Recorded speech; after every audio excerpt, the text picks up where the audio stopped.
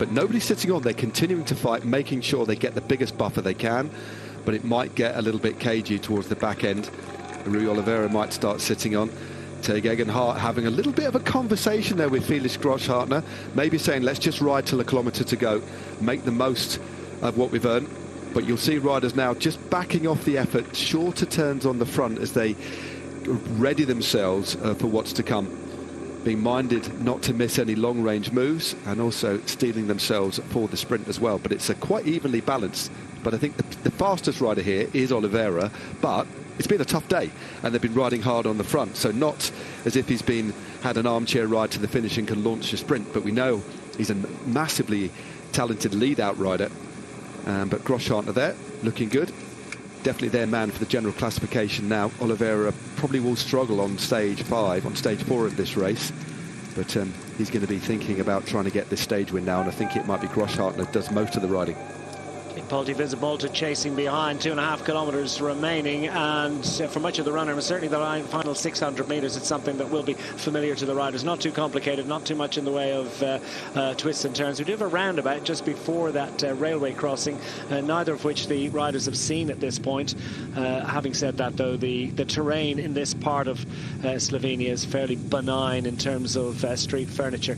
MVP for me has got to be Fabio Christen in the break all day yesterday, in the break for much of today as well.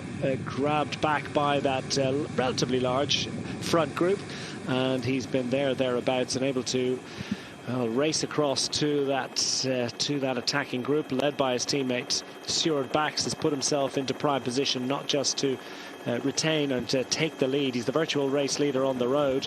He's certainly going to be the leader at the end of today, the way things are playing out. Could well still be in contention for stage honours one way or another. He's very much in contention for the overall general classification. What a day for the King of the Mountains. A great shout of actually leading pretty much everything at the end of the day, under 23s as well. At any rate, that's to be decided. Let's have a look and see what's going to happen in the stage. And the run-in for them, as I say, relatively benign. Yeah, it's not too bad at all, is it? We go through the Flamme Rouge in only 400 metres time. They then go over a roundabout. That could be interesting, whether they're directed as Stuart Bax just tries to go there. They're playing the card to go long, but Teeg Hart forced to chase here with 1,200 metres to go. They go under the Flamme Rouge. The road meanders round this roundabout, over the railway crossing that you were talking about, and then we've got that familiar run-in that they faced around about 12.5 kilometres ago. So an interesting finish. It's all come back together. Just watch out for Christian at the back lane off here.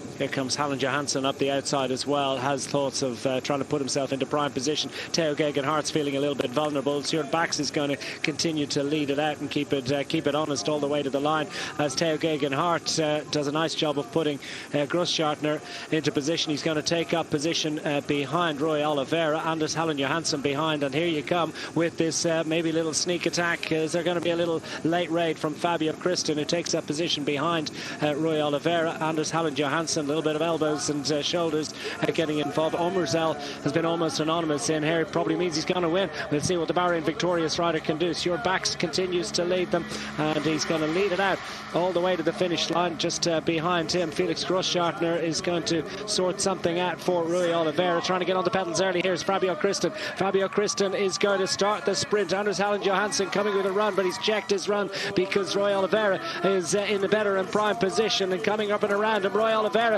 is looking good for the stage victory. Look at this.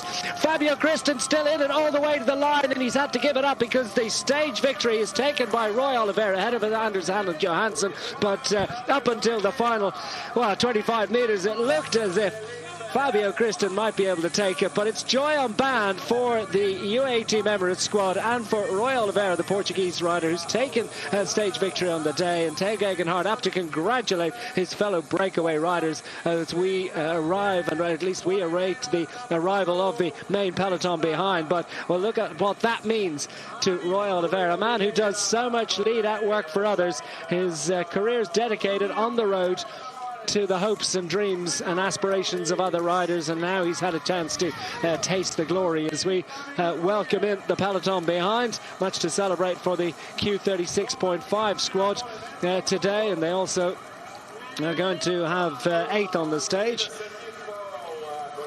But no doubt about the man that got the win. Rui Oliveira is the one that's celebrating today. Yeah, I think, Declan, that's his first win as a pro. I don't think he's the Olympic champion, but I don't think he's won as a professional rider. That's why he looked so happy with that win. Massive. Just going back through his results, that is his first win as a professional, 28 years of age, and that's what it means to him. They're a team that wins across the board, but they win.